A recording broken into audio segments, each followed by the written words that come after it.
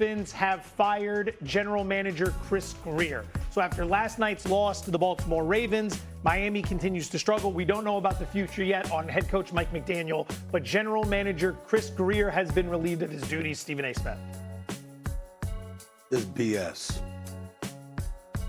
That's the first fire? Really? That's what we doing?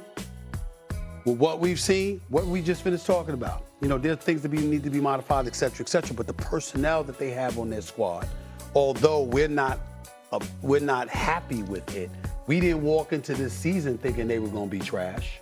We looked at their roster and we said they got some potential. We'll see what happens. It was about Tua. It was about Mike McDaniel. And the brother get fired first. All I know is this. I better hear Mike McDaniel's name today. Oh, my God. I better hear Mike McDaniel's name today. But it better not be just Chris Grier. And I'm not saying that he don't deserve it because of the way they look. At the end, you at the helm. I got it. I understand it. Listen, I'm all for brothers as head coaches, GMs. We know what battles I've been fighting for over 30 years. Okay, I got it. All right? But because when you don't get the job done, you don't get the damn job done. Period. I got it. Don't tell me it's just him. Don't tell me we gonna leave Mike McDaniels in place and we just gonna fire him and we gonna move forward. Damn that. I don't want to hear. I'm waiting for more news. I can't defend Chris Grier with some of the decisions that have been made personnel-wise. I got it. I understand it. It's unfortunate, but I got it. But I'll be damned if it gets to stop there. Oh, hell no. The official terminology, just jumping in real quick, the Dolphins and Chris Grier have agreed to part ways. Okay. That is the official terminology, just to make sure. He agreed. He agreed to be unemployed. I got it. Sure. What if what I was saying was true?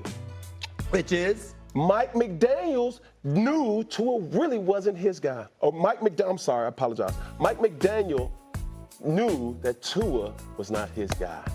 He has been stricken of the real potency of his offense and his methodology as a play caller. It's been lessened because of Tua's capabilities.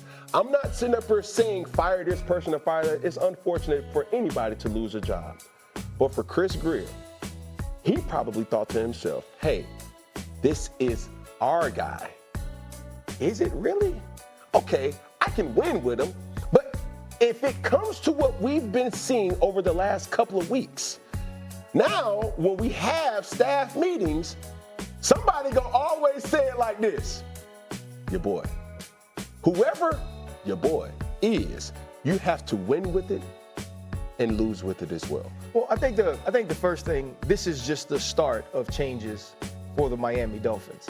However Stephen Ross chooses to let people go or fire people or agree to part ways, I believe this is just the beginning. And Chris Grier is someone I've had many conversations with about the methodology in building a team, about the way he tries to construct a roster. And on top of that, is actually just a genuinely good man. Mm-hmm. But this is a success business, right? This is a production-based business. And this team wasn't producing. And whether or not it's Mike McDaniel, whether or not it's Tua Tagovailoa, all of those things are your choices. To extend Mike McDaniel was your choice. To extend Tua Tagovailoa was your choice. And so to start at the top and begin to search for the next general manager that can lead this team into the offseason is what Stephen Ross chose to do. And you better bet that that next general manager is going to make a different decision about the head coach. And after the head coach, you're going to make a decision about the quarterback. This is a process. And if you're Stephen Ross, your decision has to be, how much do I want to change about this team right away? Do I want to go into next week without a general manager and without a head coach? Or do I want to go into the next week with a head coach that can see if he can at least right the ship from a leadership position in our locker room so we can at least evaluate our players throughout the rest of the season? Adam Schefter's all over this right now. Dolphins senior personnel executive Champ Kelly will lead the Dolphins' decisions leading up to and past Tuesday's NFL trade deadline, per sources. Kelly is their new interim GM. They're going to go into Tuesday's trade deadline with Kelly making key decisions among key trade candidates Jalen Phillips, Bradley Chubb, and Matthew Judon. Here's the sad part. The man has been the general manager since 2016. Mm-hmm.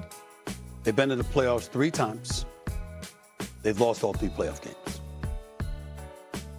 He's been with the organization since 2000.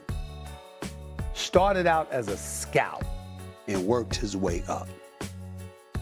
Got to give that man respect for that. But here we are, 25 years later, from him starting out as a scout at the Miami Dolphins. And this team is nosediving, and he the first to go. It just leaves a bad taste in my mouth. That's all I'm trying to say. It just does. I don't like it. Again, this is a success-oriented business. You can't fault the decision on the part of Stephen Ross, okay? If you Stephen Ross and you insisted that they draft Tua instead of Justin Herbert, guess what? You need to get in that microphone and own some culpability as well. Yeah. All right? But I just find it hard to stomach that watching these dudes, that we sit up here and we look at Mike McDaniel still having the job as the head coach. I just find it hard to stomach. Breaking news. You look at them and you just say, you know, the sun's going to shine tomorrow. I mean, I know he played bad. I know he looked bad. I mean, it's really unfortunate. Listen, I watched a post-game interview when they lost the game, and if you literally like turned down the sound and just looked at their face talking to the reporters, you would have thought they won. They were like this. Yeah, you know, we got to play. Look at my face cam. Look at my face cam. Yeah, we got to play better. Right. Yeah, I know we struggle, but it'll be all right. Like this. I see where you're at. Not like this. Like, yeah, we got to get together. I'm like, what? This is who they are. You got to have a different kind of coach down there. You got to have a Brian Flores kind of coach down there. Somebody that's going to get your ass and be in your face. That's right, they had him. That's why I brought it up. The point is, you got to have something like that. Mike McDaniels, to me, is not that guy in Miami. When things are going well, and it simply come down to play calling, machinations, doing things schematically, sure, I got it. I ain't questioning none of that about him. But when you got to peel a little sun extra from cats to maximize their potential, he ain't the guy that's going to do it for you. I think the Dolphins are done. They're lost. They're on a fast track to nowhere. And I think a change has to happen. I want to get Cam and RC in here in just a minute, but McDaniel spoke to the media this morning. I want you to take a listen to what he had to say. I know we always choose the day after losses to ask about your conversations with Steve Ross, but I wanted to ask, have they deviated at all from the normal this game and the next talk with this one? And has his tone over time changed with the mounting losses? No. He answered the question. And that's that, Cam Newton. He answered the question.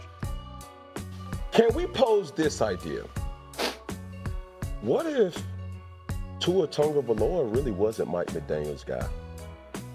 No, we can't. Because when you think about the statistics, I'm gonna bring it all. No, I'm saying before you go, I'm saying no, we can't. Meaning that Brian Flores was there. He wanted Justin Herbert, not Tua Tagovailoa. But the point is, Mike McDaniels came into the job knowing that Tua was his guy. Correct. That's what I'm saying. But go ahead. So when you start to think about the politics about any executive position, don't sit up here and say, oh, that doesn't happen. You're supposed to be the guy.